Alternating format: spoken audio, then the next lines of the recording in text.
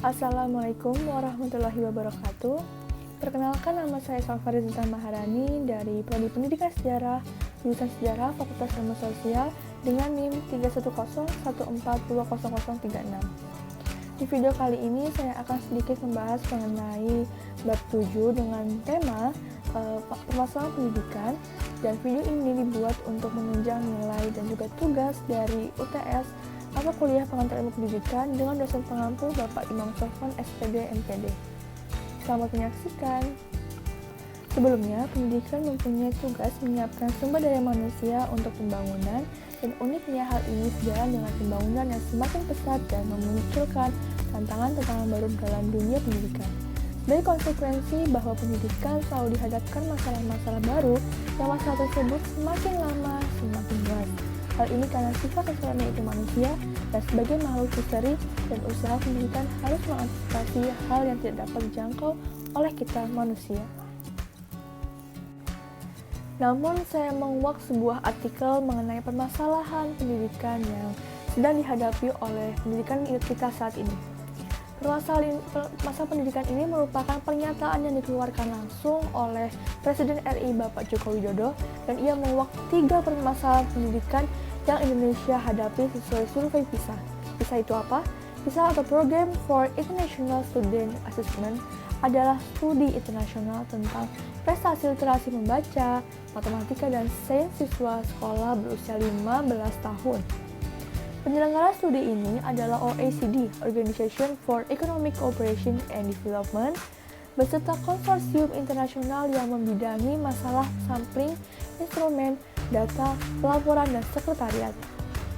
PISA merupakan studi yang diselenggarakan setiap 3 tahun sekali. Dan seterusnya, Indonesia mulai sepenuhnya berpartisipasi sejak tahun 2001, dan pada siklus terdapat satu domain major sebagai fokus studi. Seperti yang disebutkan oleh Bapak Jokowi tadi, terdapat 3 permasalahan pendidikan Indonesia. Yang pertama, besarnya presentasi siswa berprestasi rendah. Kedua, presentasi siswa mengulang kelas masih tinggi. Ketiga, tidak hadir siswa di kelas.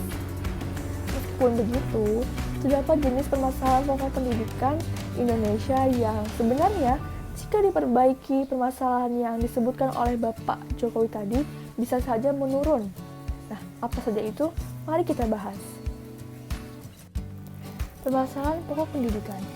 Pada dasarnya ada 2 masalah pokok yang dihadapi oleh dunia pendidikan di tanah air dewasa ini, yaitu yang pertama, bagaimana semua warga negara dapat menikmati kesempatan pendidikan, dan yang kedua, bagaimana pendidikan dapat membekali peserta didik dengan keterampilan kerja untuk dapat terjun langsung ke dunia pekerjaan dan kehidupan masyarakat.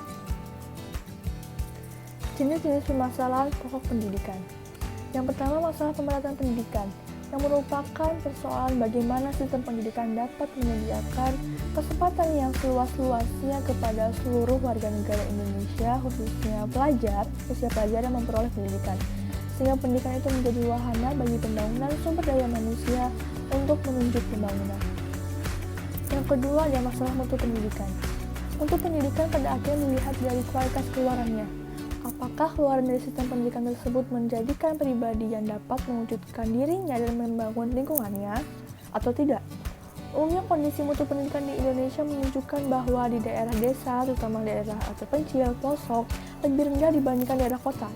Acuan usaha mutu pendidikan bermaksud agar sistem pendidikan baik di kota maupun di desa melalui peningkatan mutu pendidikan sesuai dengan situasi dan kondisi keadaan masing-masing. Yang ketiga ada masalah efisiensi pendidikan.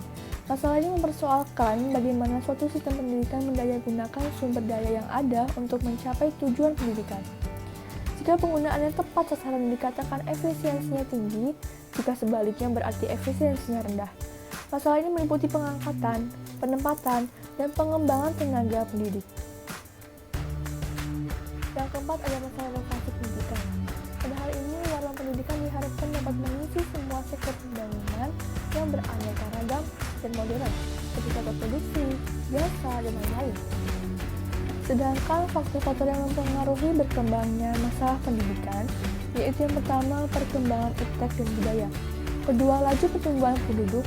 Ketiga, aspirasi masyarakat. Dan yang terakhir, keterbelakangan budaya dan sarana kehidupan manusia. Kemudian dari keempat macam masalah pendidikan yang sebelumnya kita bahas, masalah ini dapat teratasi jika yang pertama dapat menyediakan kesempatan belajar. Artinya semua warga negara yang butuh pendidikan dapat ditampung dalam satuan pendidikan. Yang kedua dapat mencapai hasil yang bermutu. Artinya perencanaan, pemrosesan pendidikan saat mencapai hasil sesuai dengan tujuan yang telah dirumuskan. Yang ketiga dapat terlaksana secara efisien. Artinya pemrosesan pendidikan sesuai dengan rancangan dan tujuan yang ditulis dalam rancangan tersebut. Dan terakhir, produknya yang bermutu tersebut harus relevan. Artinya hasil pendidikan sesuai dengan kebutuhan masyarakat dan pembangunan nasional. Lalu, apa yang harus dilakukan pemerintah dalam memperbaiki permasalahan pendidikan yang ada di Indonesia ini? Yang pertama, tingkatkan anggaran pendidikan. Lalu, manajemen pengelolaan yang baik. Bebaskan sekolah dari suasana bisnis. Maksudnya adalah sogok-menyogok atau korupsi yang kerap dilakukan oleh oknum di bidang pendidikan. Yang keempat, memperbaiki kurikulum. Lalu terapkan pendidikan agama dan pendidikan melatih kesadaran kritis baik pada siswa maupun tenaga pengajar. Dan terakhir, pemberdayaan tenaga pengajar serta memeratakan pendidikan. Cukup sekian dari saya, kurang lebihnya mohon maaf. Terima kasih. Wassalamualaikum warahmatullahi wabarakatuh.